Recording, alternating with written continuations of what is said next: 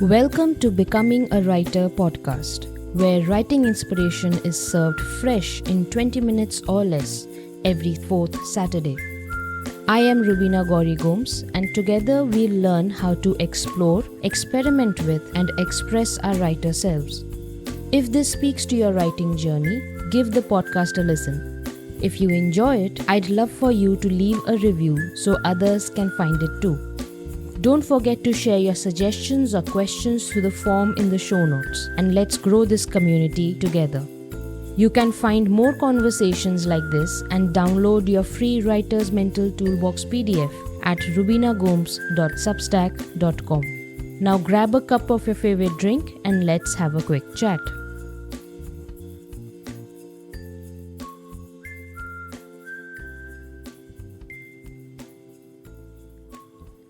Hello my writer friends, Rubina here, and welcome to our conversation number 44.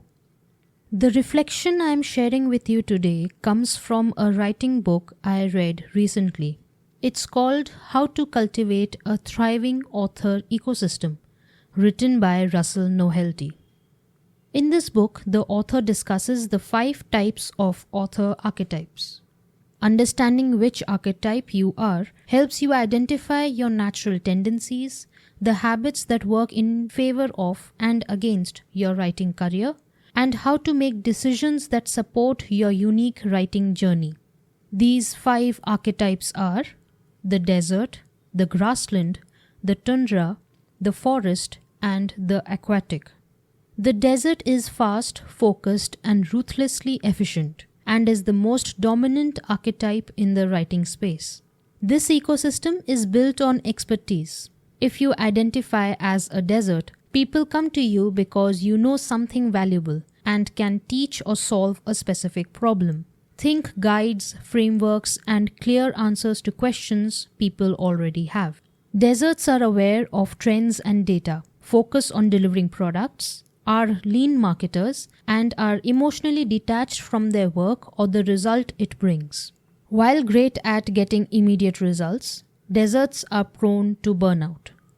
The grassland is slow, strategic, and builds to last.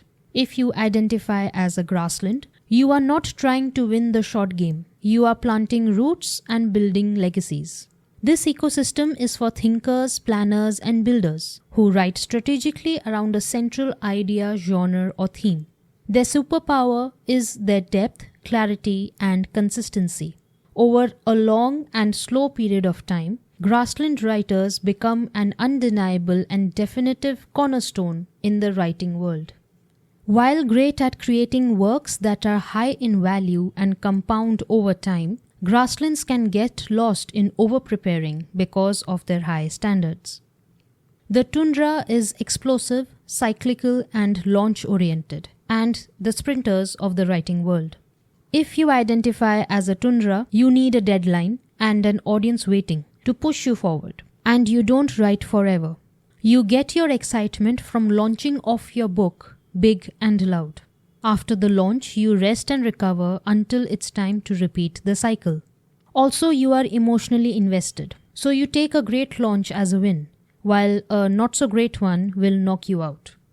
While great at writing to launch a book and get the audience hyped about it, tundras can become addicted to the high of the launch and try to replicate it again and again, without resting and recovering, and are prone to taking wins and losses personally, therefore creatively paralyzing themselves. The forest is rooted, resonant, and community-centered, and is all about the sense of belonging. If you identify as a forest, you are all about emotional connection and resonance. You write to be seen, to make the readers feel seen, and to create something that feels like home. Forests don't build their writing careers by chasing trends or focusing on data. They build it on trust, identity, and vulnerability. People stick around because the work makes them feel seen or helps them understand their life. The audience grows slowly, mostly through word of mouth of loyal readers who keep coming back. While great at emotionally connecting with the readers, forests can blur the lines and become emotionally exhausted if they don't learn to protect their energy with healthy boundaries. The Aquatic is expansive, immersive, and multi-platform thinkers. If you identify as an aquatic, your focus is on building worlds, big ideas, or deep intellectual spaces. You want to create an experience that goes beyond the writing aspect and into different formats, platforms, and media. Aquatic writes the book, then goes on to create games, lore, platforms, merchandise, and cosplay around that book. People get pulled in because they want to explore the universe or the thinking you have created. They often become fans of the world itself, not just individual pieces of work. This is where your audience moves from being readers to becoming a fandom.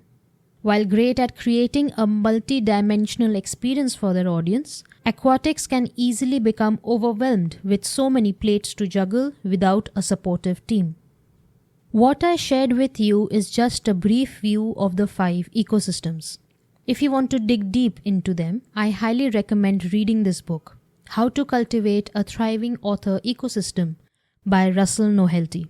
He also has a Substack that you can check out. This book brought me so much clarity and peace. Within a couple of chapters, I realized that I am a forest trying to do a desert. I do my best writing when I go deep into a thought, instead of churning out content by going wide and quick. It's not a surprise that I tried going against my nature and being a desert. The desert ecosystem is the most practical and social of the 5. And when I started as a newly born writer, all the advice I found on YouTube and in books and blogs was about being overtly practical and social with my writing. Why? Because it's believed that that's the only way to get attention and sales for my work. It wasn't until a few years back, when I read books by Anne Lamott, Julia Cameron, Virginia Woolf, Natalie Goldberg, and Elizabeth Gilbert, that I realized that there is this slow brewing variety of writing style and process as well, which is also personally and professionally successful. I tried the hustling, the deadline, and churning out essays daily like a potato factory machine churns out a bag of chips in a few seconds, and I failed. So I found no harm in trying the slower and more intuitive approach to writing. This time I slipped into it smoothly and happily. That doesn't mean navigating the online content creation structure did not distract me. The algorithm only favors those who are non-stop posting content that triggers the audience, in a good or a bad way, into some interaction, preferably more scrolling. So I was continuously bombarded with the idea of writing listicles, productivity manifestos, hacks, and step-by-step guides in order to get noticed. Not that I mind them. I myself like a clear step-by-step guide about what exactly I am supposed to do to get the exact results I'm hoping for. I also don't mind including action steps if I have some that I know have worked for me. But writing only practical stuff drains me very quickly. I prefer my writing to be conversational, like 2 friends over a cup of coffee or a teacher guiding a student. Therefore, it's no surprise that I couldn't pull off weekly posts on my Substack and podcast and daily posts on my social media. That way of writing and creating content did not allow for depth and worked against my nature. All this actually made me realize that I do love authors who disappear into their writing cave, except for a couple of sightings here and there, and then 3 years later come out with a banger of a book. Yes, I'm looking at you, Sir Amor Tolls. I like this idea of being in my writing mode when I'm writing, and then being social when I'm ready to talk about it and share it with the world. So what's the lesson I learned here and want to share with you? Find your writing nature, align your process to it, and automatically you will be productive in the way you are meant to be, not what general advice suggests. Advice is good, but they are only good for as long as they work in your favor. Figure out what your writing nature is so that you can filter out the right advice and approach to your writing journey. And then your writing will be aligned and productive. Well, that's it for today. Until next time, keep writing, my friend. Thank you for catching up with me today. I hope you found some inspiration to help you grow a deeper relationship with your writer self. If you enjoyed today's episode, don't forget to follow the podcast and drop a review. You can also share any suggestions or questions with me through the form in the show notes. You can find more conversations like this and download your free Writer's Mental Toolbox PDF at rubinagomes.substack.com. That's a wrap for now. See you later.